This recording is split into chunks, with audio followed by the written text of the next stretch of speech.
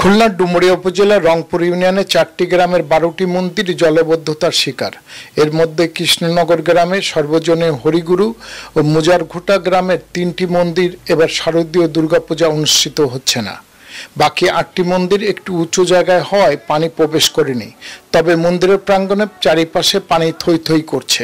সনাতন ধর্মাবলম্বীর সবচেয়ে বড় এই ধর্মীয় উৎসবে ডিঙ্গি নৌকা ও ডোঙ্গায় চড়ে প্রতিমা দর্শনে যাচ্ছে ভক্তরা। তবে দুর্গার ভক্তকুলের মনে সবচেয়ে বড় কষ্ট, জলবদ্ধতা নিরসন না হয় তারা ধর্মীয় উৎসবে মনের আনন্দে যোগ দিতে পারছেন না। রাস্তাঘাট জলে তলানো, তাই নৌকায় করে সবাই এখানে মন্দিরে পূজা করতে অনেক কষ্ট করে আসছি। অনেক কষ্ট হচ্ছে আমাদের পূজা করতে, আসলে মন্দিরে আসতে যেতে। বাড়িও জল, সব জায়গায় জল। আমাদের এই পূজাটা করার মতো কোনো সামর্থ্য নেই, তবুও আমাদের খুব কষ্টের সাথে মায়ের পায়ের পূজা আমরা করতেছি। আমাদের হিন্দু সম্প্রদায়ের যে দুর্গা শারদীয় পূজা, এই পূজা করতে আমাদের ঝামেলা আছে।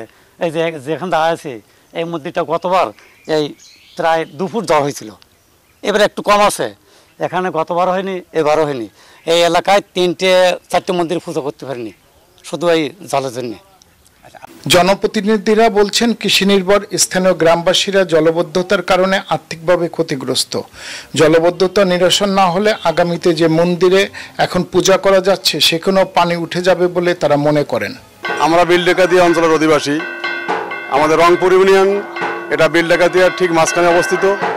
রংপুর ইউনিয়নের এই 1 নম্বর ওয়ার্ড 4টি গ্রাম নিয়ে গঠিত। সারাবিটা, বটবড়া, বারাণসী আর মুজারঘোটা, এই 4টি গ্রাম একেবারে জলের নিচে। এখানে গতবারও একই অবস্থা হয়েছিল, এবারও তাই। মন্দিরের চারিপাশে জল হয়ে গেছে এবং এখানকার লোকজনের আসা যাওয়া খুব কষ্ট হচ্ছে। ওখানে বেঁচে থাকাটাই কঠিন হয়ে দাঁড়িয়েছে। আর এখানকার যে মানুষজন, ভক্তবৃন্দ যারা আসছেন ডিঙি করে, জল ভেঙে রাস্তায় হাঁটু সমান কাপড় তুলে সেইভাবে এসে এখানে মন্দিরে হাজির হচ্ছেন ভক্ত। মুজারঘোটা, বটবড়া, বারাণসী এবং সারাবিটা বিলডাকাতি এলাকা সব থেকে ক্ষতিগ্রস্ত এই 1 নম্বর ওয়ার্ড। এখানে বছরে 4 মাস 5 মাস পানির তলে ডুবে থাকে এই ওয়ার্ডটা। যাতায়াতের ভীষণ অসুবিধা।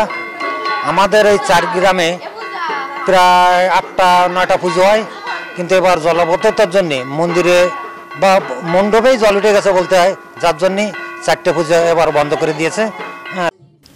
জেলা প্রশাসন বলছে, মন্দিরগুলোতে জেলা ও স্থানীয় প্রশাসন প্রয়োজনীয় সহযোগিতা করেছে। জলবদ্ধতা নিরসনে খাল খননের কাজ চলছে। সমস্যার স্থায়ীভাবে সমাধানে দীর্ঘমেয়াদী পরিকল্পনা হাতে নেওয়া হচ্ছে বলে জানান জেলা প্রশাসক মোহাম্মদ তৌফিকুর রহমান।